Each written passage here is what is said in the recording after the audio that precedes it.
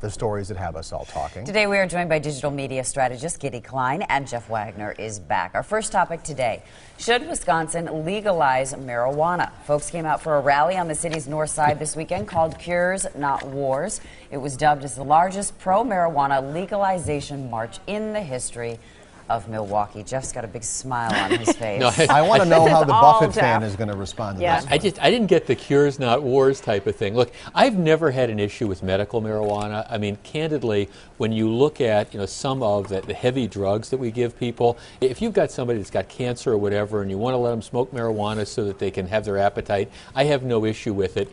I'm a former narcotics prosecutor. I am not convinced at all that this is good public policy, Colorado notwithstanding, though.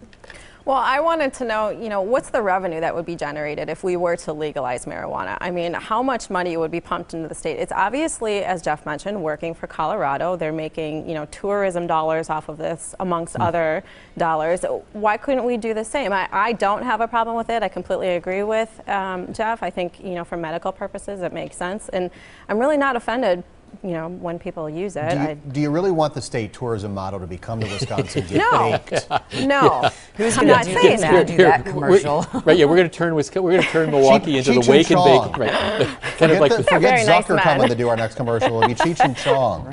That's exactly right. We're going to turn this into the wake and bake capital of Milwaukee. Kind of just wake up, get yourself baked. It's going to be interesting to see how this all plays out in Colorado, because it doesn't kick in until next year. They're already talking about how much they're going to raise the tax on this. They're talking about how they're going to regulate it, how you're going to go after enforcing the people who get behind the wheel of the car. Let's let the Colorado experiment sink in for a little bit. That would be my advice. Let's do it. We're always the last state to do everything else. Why not on this? Sure feels like it. Might as well let them work out the kinks, and then we'll learn from their mistakes. I think this state's problem with alcohol and driving needs to be fixed before we go adding more substances into the mix. All right, coming up after a break, we'll talk about postal workers afraid to deliver the mail to certain neighborhoods. That'll be coming up. It's the video that has everyone talking. A Milwaukee police officer taking a man's cash out of an ATM, then walking off with that cash in hand. What's really going on? The Milwaukee Police Department has some explaining to do. An explosive I-Team investigation months in the making. Tonight at 10, only on today's TMJ4 News. I'm Jeff Pittman. When a person is injured in an accident, they need legal help. Insurance companies protect themselves with adjusters and lawyers. Likewise, you need someone to protect you and your family. When you hire PKSD, your calls and meetings with us are always free, and if you need our services, there is no fee unless you win. Call 1-800-999-PKSD for the PKSD guarantee.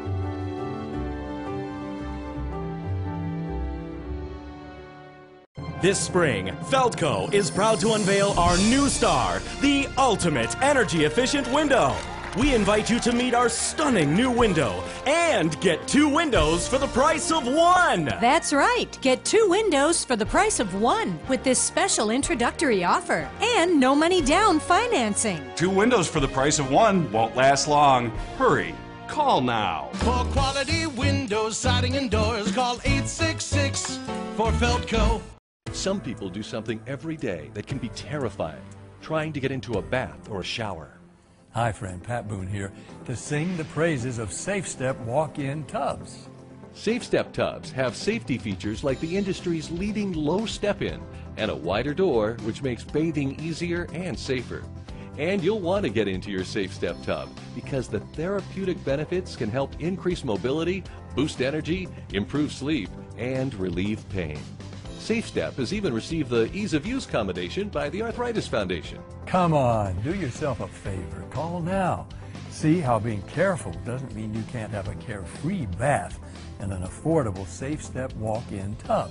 Call 1-800-NEW-TUBS now and learn about our special Helping Hand rebate of up to $750 off. And the first 45 callers receive a free Comfort Care package. Call 1-800-NEW-TUBS now. SafeStep walk-in tub.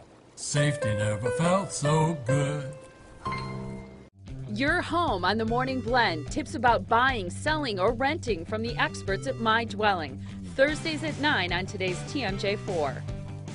I'm Dan McCoy from McCoy Contractors, and we're proud sponsors of the MAC Fund's fight against childhood cancer. Join the fight at macfunds.org. Welcome back, everyone. Not a bad Monday. We'll give it a 9 on the Goddard gauge. Sunshine, light winds, a little bit cooler at the lakefront. That's why it's not a top 10 weather day, but you can thank this high-pressure system.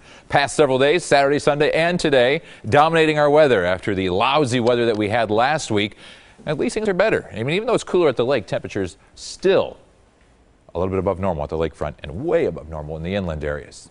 Nothing to worry about, just those fair weather cumulus clouds and cirrus clouds out there.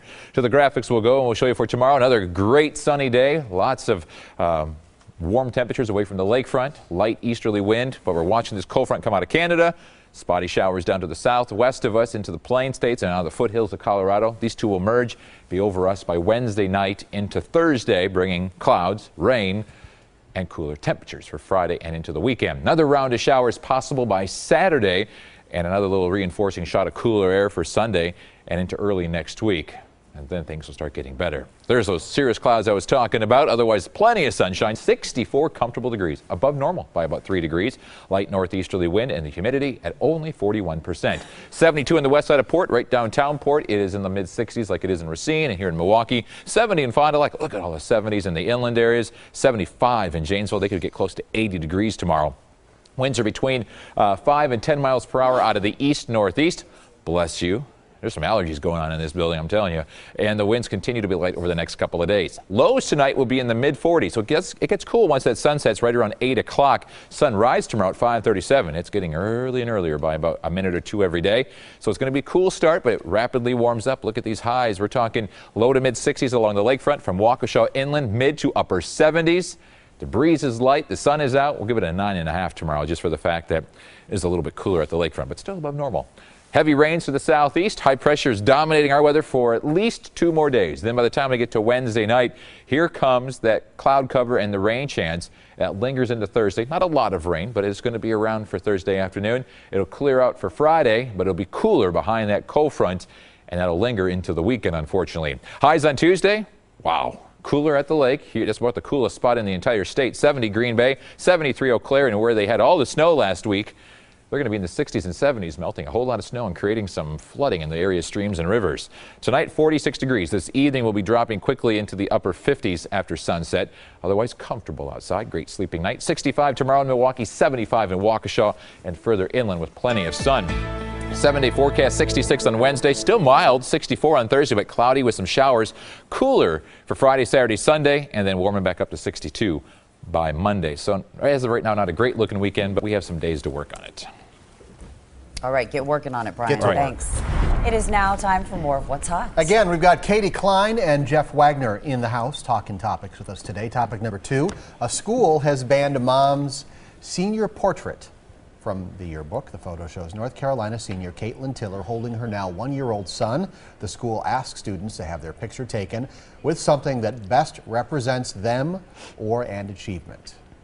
I don't see the problem with it. If guys can, have their picture taken with their bowling ball or their hoopty car or their motorcycle, why can't she have a picture with her firstborn? I mean, I understand the stigma of teenage pregnancy. I don't think that this picture promotes teenage pregnancy, but she made very much aware that, this baby set her straight and it put her on a path towards becoming a really successful woman. What kind of car were those guys posing with? A hoopty. A hoopty. Hoopty. Okay, all right. I was curious there. Are you a hooptist? Yeah.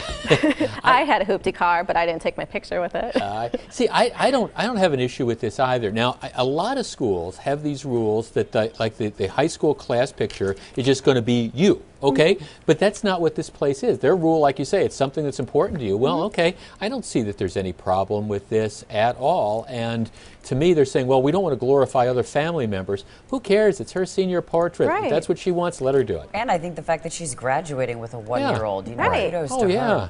Okay, our final topic today, too dangerous to deliver. Some New York postal workers say they are too afraid to deliver mail in the crime-ridden area of Brownsville. That's in Brooklyn. Well, I'm actually with the postal workers here. I mean, I think it's so interesting is that a lot of the residents who were protesting outside the post office, they acknowledged, well, there's some buildings that there's no way that we would be going into. I mean, I think this is sort of the equivalent of the postal carrier sees the pit bull that's running around unchained in the yard. If it really is that bad, and I think people agree that it is, I don't think you can expect these postal workers to risk their lives. Folks just have to come down and pick up their mail. It's unfortunate. What about the mail must get through? Nothing stops the mail. Yeah, I well, don't even think, Rottweilers. you know, gang activity and violence is quite up to the level of rain, sleet, snow, wind, hurricanes, whatever it may be. I think there's a big difference between the two, and if they feel honestly that their lives are at stake or their personal safety is at stake, they shouldn't have to deliver in those areas. So, Jeff, if that does happen, could people file a lawsuit? I don't think that there's a constitutional right to home mail delivery of mail. I mean, yeah, obviously they have a right to get their mail, and I think the response would be more of a political one otherwise. And I mean, if the Postal Service says, look, this is just flat out unsafe, you're going to have to pick up your mail, other than complaining to their congressman, I'm not sure what remedy the folks have.